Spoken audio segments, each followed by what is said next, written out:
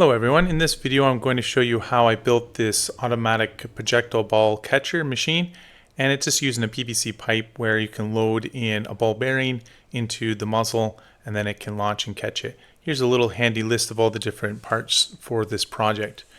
The very first step is to make the cannon, and what the cannon's made from is a 20 millimeter diameter PVC pipe, and I cut it about 15 centimeters. And I'm just using a spring and just verify that the spring has enough power just to shoot 1 meter. Now I got this really nifty idea is how to cut the little slots in the PVC pipe. I just used a laser cutter and I cut a slot on a piece of wood just to make the alignment, because now I know where the slot's going to be, and then you just put the PVC pipe on the wood and cut it. And that's so that we can get the two slots aligned on both sides. And I also had to 3D print the end part, because we can put the iris sensor inside that as well, and that will connect to our spring. And so there is a little bit of 3D printing. I also had to 3D print the cup, because when I originally had it, I naively thought that the ball could be caught in this little piece of wood. Because I like cutting with the laser cutter, because it's a lot faster than 3D printing. But after that, you have your cannon and it should be able to shoot like this.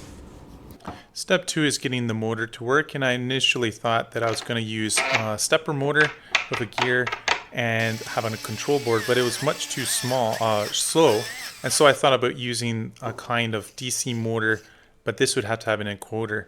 And that's when I found this Nidec brushless motor online. It's from Japan, and I made a whole other video of how I had to reverse engineer this, and the manufacturer actually gave me 10 free motors because I figured that out. So I had another video, you can check that. So this is the actual wiring diagram for that brushless motor, and you can buy it online.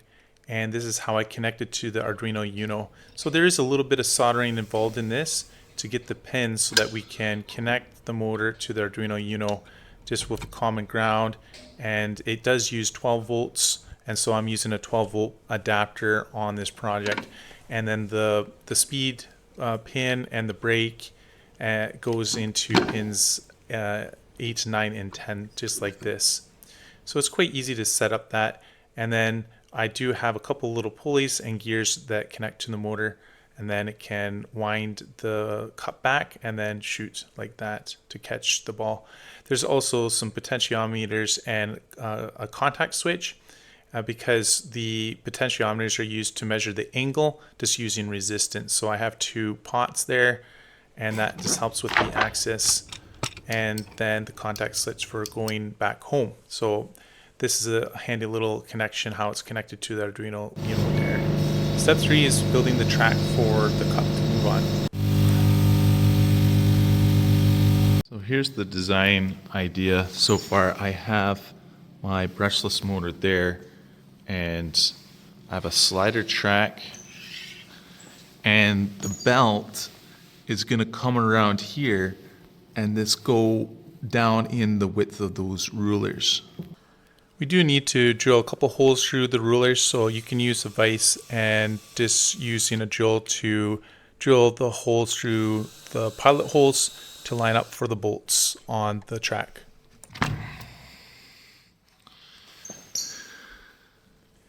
And then I'm using M2 screws, nuts and bolts, just to hold on the track onto the rulers. And you have to bang in those little bolts inside the track, and just make sure the track can easily smooth over the surface there. And then you can put the bolts in through the bottom and then put the nuts on the top, just like this. So here's my design right now. Before I was going to put 6 bolts, but I find that just 4 is good enough. Another modification is this for the motor. The distance between the roller, I want to make this flush up here. So I'm going to move this all in here a little bit, because this is going to be a little bit more flimsy. But if we put the rulers inside, it's going to make this more stable. Other change I'm going to do is this part here is sticking out too much, and the slider will only go to here. I don't want it to go off the rail, so I'm going to move this closer to this, and it's also going to save some of the wood. Now to slide the little cup, what I'm using is a 2GT timing belt. It's like very common in 3D printers, and what it does is it slides over the top and then it goes underneath just in that small gap between the two rulers, and then it does have a couple spacers just to hold the rulers. All the CAD files I've designed, and I'll put a link in the description where you can download everything. And then you just kind of assemble it, and the last thing is just to upload the code, and then it should be ready to go.